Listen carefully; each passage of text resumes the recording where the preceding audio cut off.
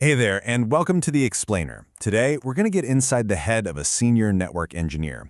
We're going to decode the mindset that separates the good from the truly great. And here's a hint. It's not about knowing more commands. It's about a kind of discipline that keeps the world's most critical systems from, well, completely falling apart under pressure. Let's dive in. So, picture this. A supercritical application, one that the business absolutely depends on, just goes dark.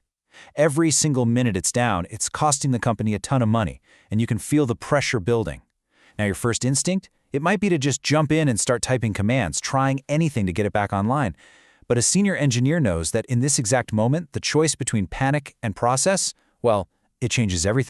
And we're not talking about a minor glitch here. This thing is impacting production, maybe research, maybe even critical government workloads. And you know what that means? Everyone wants a fix, and they want it now. But here's the danger. One hasty move, one rushed change, could turn this one localized problem into a catastrophic network-wide failure. This is exactly where a senior engineer proves their worth, not with speed, but with an unshakable discipline. Before they even think about touching a single piece of equipment, a top-tier engineer lives by a strict code. You can think of it like a detective's unbreakable oath. It's a whole mindset built on 4 core principles. And these principles prioritize stability and, actually understanding the problem over just rushing in to be a hero. This discipline is what stops them from making a bad situation so much worse. First and foremost, stability over speed. It sounds simple, right? But in a complex enterprise network, a reckless change can have a massive blast radius. The goal isn't just to fix the thing that's broken right now, it's to do it without creating 3 new problems in the process. A methodical, non-disruptive approach, it's just not optional. The second rule is all about visibility before change. I mean, you'd never perform surgery without an X-ray or an MRI first, would you? Of course not. The same logic applies right here. A senior engineer gathers data first. They need to see the entire landscape of the problem. What's affected, what isn't, how are the systems behaving before they even think about making a change. This one is so crucial. The temptation to just reboot a device is huge. And look, it often brings the service back online for a little while, making you look like a hero. But here's the catch. Rebooting almost always destroys the logs and the state information, the very evidence you need to find the true root cause. It's a temporary fix that basically guarantees the problem is going to happen again.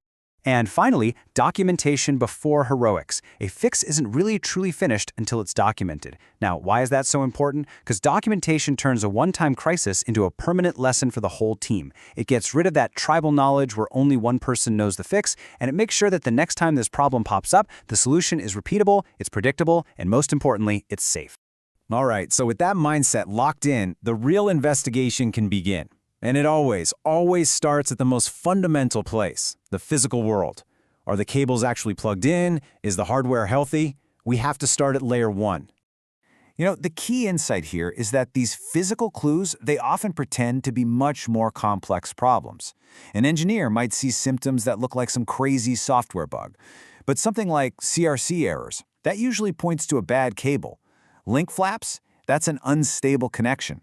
If the physical layer isn't absolutely perfect, nothing you build on top of it is going to work.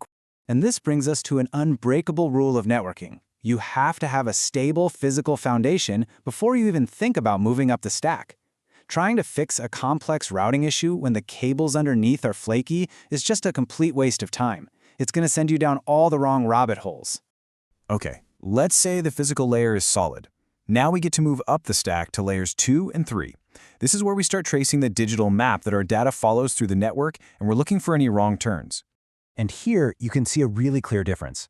At layer 2, the switching layer, we're on the lookout for things like missing VLANs, or maybe spanning tree protocol, which is there to prevent network loops, is blocking a path it really shouldn't be. Then, when you get to layer 3, the routing layer, the problems are different. You see things like asymmetric routing, where traffic goes out one way and tries to come back a different way, which totally confuses things like firewall. And here's the crucial takeaway from that. Always validate the lower layer before you start blaming the higher one. An engineer could waste hours hunting for some super complex BGP routing problem when the real issue was just a missing VLAN on a switch trunk. That detective's mindset means you verify each step methodically. But what happens when the wires are fine and all the routes look correct? Well, in the modern software-defined data center, the focus of troubleshooting shifts dramatically. A lot of the time, the problem isn't the physical hardware at all. It's the abstract rules and policies that are governing the entire system. A perfect example of this is Cisco's Application-Centric Infrastructure, or ACI. It was designed to automate and secure these massive, complex applications that we have today. So you have to think differently here. Instead of just checking if an interface is up or down, you're investigating if the policy actually allows two applications to talk to each other. It's a whole new ballgame. So how on earth do you tackle something so complex? You break it down. An experienced engineer follows a clear four-step process. First, is the endpoint even known to the network? Can the network see it? Second, are the basic network building blocks, like the bridge domain and the VRF, set up right? Third, and this is a big one, are the security contracts in place? And finally, is the connection to the outside world actually working? Now here's a little piece of senior-level wisdom for you. In ACI, the single most common point of failure is the contract. A contract is basically just a rule that says who is allowed to talk to whom. So if everything else looks right, but traffic just isn't flowing between two servers, the problem is almost always a messed up contract. Okay, let's put all of this together and see how this mindset actually solves a real-world problem. Here's the situation. An application is working perfectly fine inside the data center, but for some reason it can't be reached from the outside world. So, the engineer follows the process. Is the endpoint visible in ACI? Yep, check. Are the internal contracts between servers correct? Yep, check. Is the route being advertised out to the rest of the world? Yes, it is. The firewall rules? They look totally fine. So where's the failure? Through this process of elimination, the problem has been isolated to the one area left, the contract that's supposed to handle external traffic. And there it is, the root cause. It wasn't a bad cable, it wasn't a routing protocol, it wasn't even the firewall. It was a single missing line of policy inside an ACI contract that was supposed to let the traffic leave the data center. A simple but absolutely critical policy error. The fix is just as simple. Apply the correct contract. But notice the process doesn't end there. After applying the fix, the engineer validates that everything is working as expected, and then, critically, they document the finding and the resolution. The circle is now complete. You know, this entire philosophy is summed up perfectly here. You troubleshoot by validating the physical layer, then confirming the switching and routing, then verifying the policy and security. It's a bottom-up, methodical investigation. You don't guess. You build a case, layer by layer, until the evidence reveals the one and only root cause.